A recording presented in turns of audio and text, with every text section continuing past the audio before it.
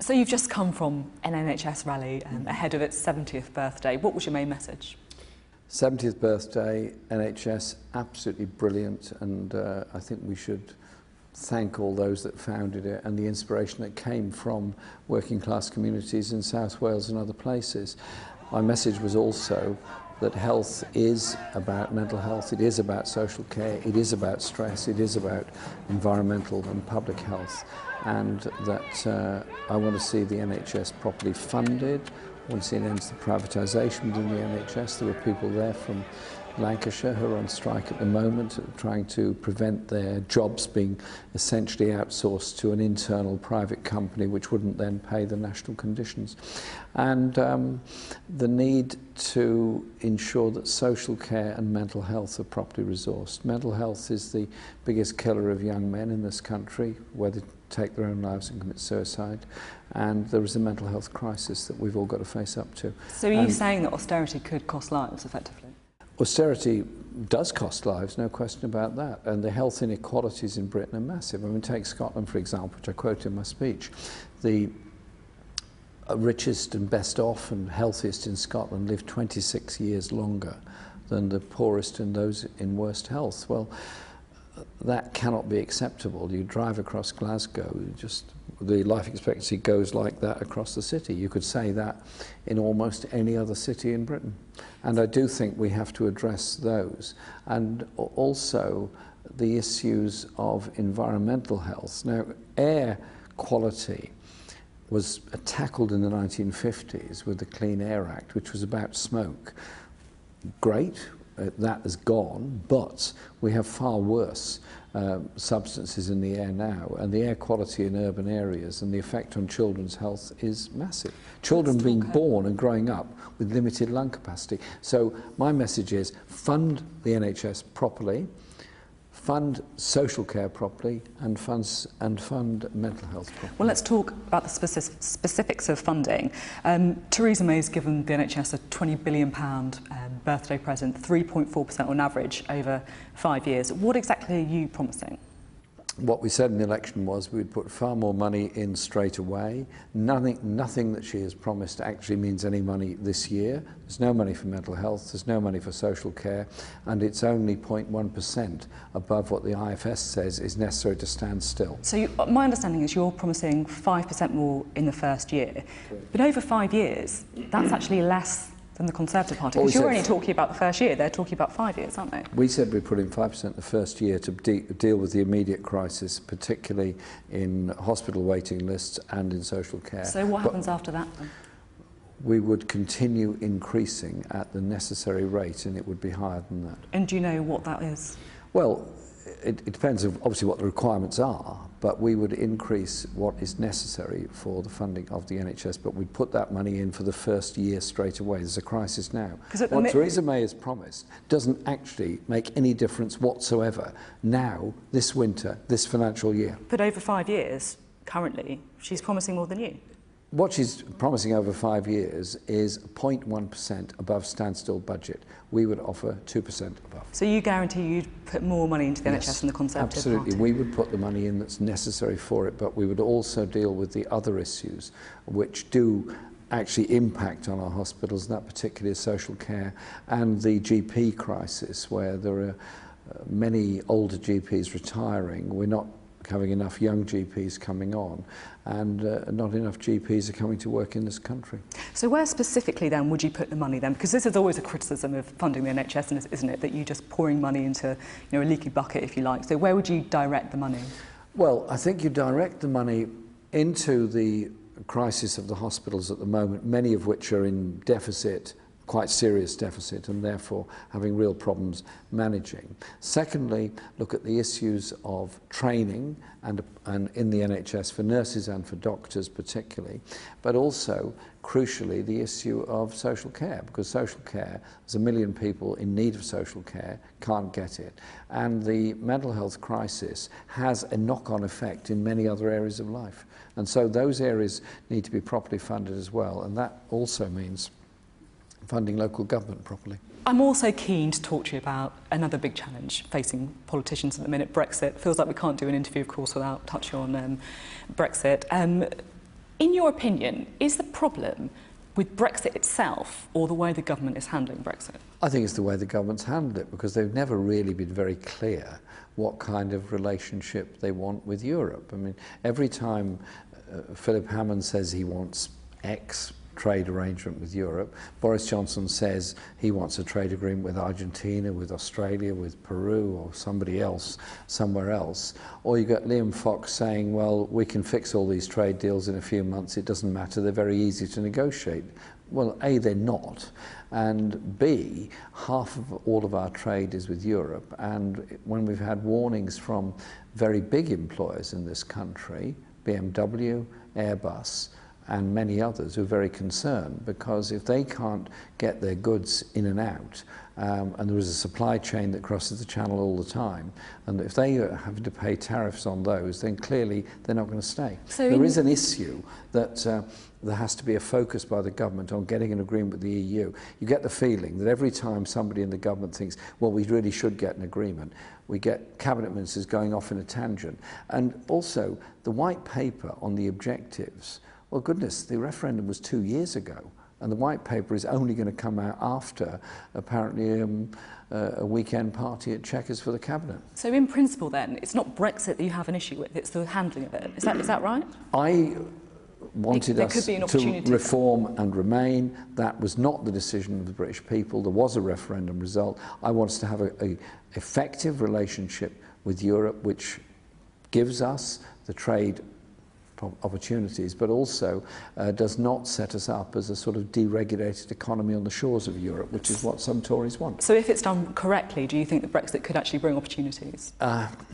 If it's done correctly, we will have a good relationship with Europe. We will be able to give to Scotland, Wales and Northern Ireland many of the powers that have been of regional government that were taken to them are taken away to Brussels, and we can ensure that we have that good relationship. But I'm also concerned that this government is unclear on environmental protections, unclear on fish agreements, unclear on agriculture, and very unclear on long-term what it does in human rights and universal rights across Europe. Is there a case for extending the transition, do you think? I'm speaking to Greg Clark, for example, this week. He said that perhaps there is. We proposed a transition period in the first place. That was a Labour proposal, and that obviously has to be a transition.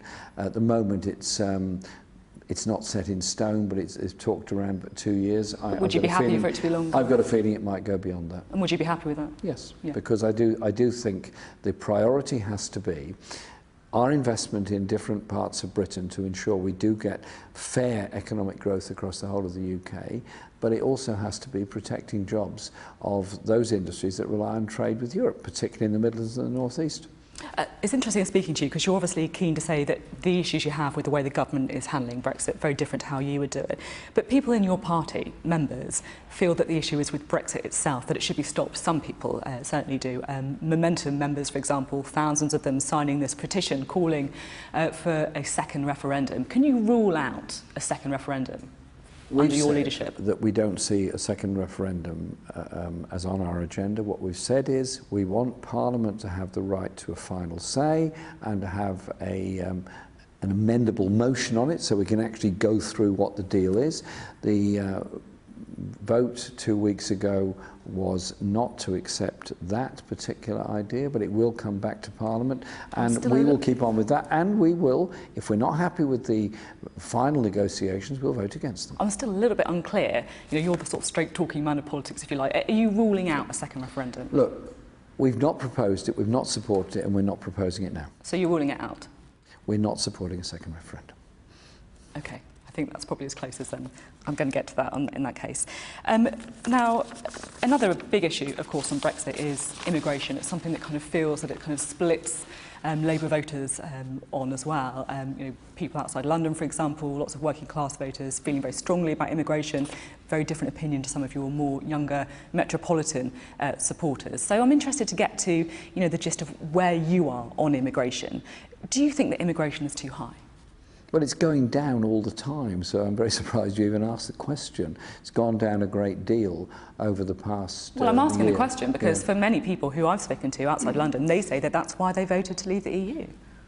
Yeah, I would ask you to also recognise that with those that have come to this country to work here, we've kept our services going, particularly health and social care services. Where I think there is a problem is the way in which employers have brought in groups of workers deliberately to undercut people working in this country in construction, but in other industries as well. And my argument with many of the governments of Central Europe was they should support protection of rights and pay levels right across Europe.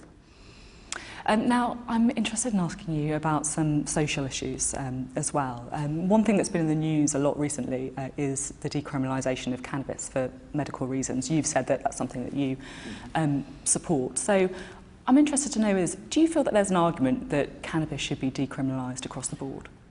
I think at this stage we should say medical use of cannabis is good, and cannabis oil used is clearly beneficial to people, and that should be decriminalised and made readily available as quickly as possible. How about more widely? Do you feel that the recreational use of cannabis should be decriminalised? Well, I think we have to look at the health concerns of any drug that people take. No drug is without consequences when people take it. And personally, I don't take any drugs at all. And I think we should just think about it quite carefully, but let's go with what's proposed now, which is the availability of cannabis for medicinal purposes. Back in 2000, you signed an early day motion calling for the possession of cannabis to be decriminalised. Have you changed your mind? No, I think criminalising people for possession of small amounts of cannabis is not particularly a good idea and does lead to great difficulties, particularly for younger people in communities like mine. And so I do think the debate is moving on. How about the sex industry? Is there an argument that there should be a decriminalisation there? I don't think people that are mainly women that are working in the sex industry should be criminalised for working in it. I think those that are benefiting from it, they are the ones that we should go after on this. And so I do look at what's being done in Sweden and in other places on this. But I do think there are women who are being criminalised and because they've been into prostitution and grotesquely exploited, they're not criminals, they're victims. How about people who buy sex? Because if you're mentioning the Nordic model, that's slightly different from the UK, isn't it? Because if you buy sex, that's a criminal offence. Well, the Nordic model essentially moves the blame and the responsibility onto those promoting the sex industry rather than those that are working in it. And I think that's a direction that we should think about going. Because part of the reason that one of the reasons I was quite interested in asking your opinion on this is because there's reports back in 2016 that you told students at Goldsmiths University that I'm in favour of decriminalising the sex industry. So you're only saying the women, not the men, is that right? What I meant and said was that the women who are working in the industry should not be criminalised for doing so. Definitely.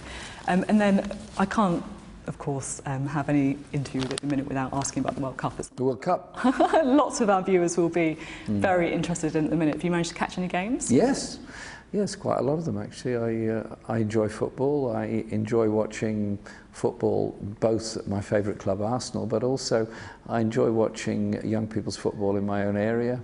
My family are very involved in football, and watching youngsters join football clubs, get involved in games, building that sense of team spirit and understanding they've got to rely on each other to achieve something and understanding the highs and lows and disappointments, I think at its best is absolutely brilliant. And yeah, the World Cup is a great time for us all. I'm going to bring back another early day motion that you signed on the World Cup. This one was from the Euro 96, perhaps the last time when England did quite well in a kind of international football tournament. Well, that was when we had the best song, perhaps, It's Coming Home, but unfortunately it didn't. Maybe better like this time. But it was a great song. So the motion that you signed said that you deplored the jingoism and nationalism in the tabloid press, which does nothing to maintain the true spirit of sport, but is reminiscent of Hitler's use of sport to enhance his evil regime. So some pretty strong words there about some of the coverage of Euro 96. Do you think some of the coverage has gone a bit far this time? I think it tends to get a bit overboard sometimes. I mean, it is a game, it is football, it is sport, and be passionate about it. But remember that there's a lot of teams that are not there that would love to be there. A lot of people love the World Cup all over the world for that. Now, I think we should do our best, support our team. Let's hope they go as far as they possibly can. But above all, enjoy the football. I mean, I remember, I'm old enough to remember the World Cup 1966, and also to remember those magnificent Brazilian teams that won successive World Cups. I mean, you couldn't just be anything but mesmerised by the skill and the intricate passing and all this. And it was like poetry. So football is poetry. Read Albert Camus on football. He's your man. I'll have to look it up. So look it up. He's very good. So perhaps we've He been talks about the psychology of it, but the psychology of sport and people and politics and culture is something that I find quite interesting. I don't know if you've ever had a chance to read C.L.R. James' book, Beyond a Boundary. It's about cricket in the Caribbean. People in the Caribbean playing cricket in a colonial atmosphere and beating the colonial master. Great book. I'll have to check that one out. out. Check it out. C.L.R. James, Beyond a Boundary. Thank you very much for your time. I appreciate it. Thank you.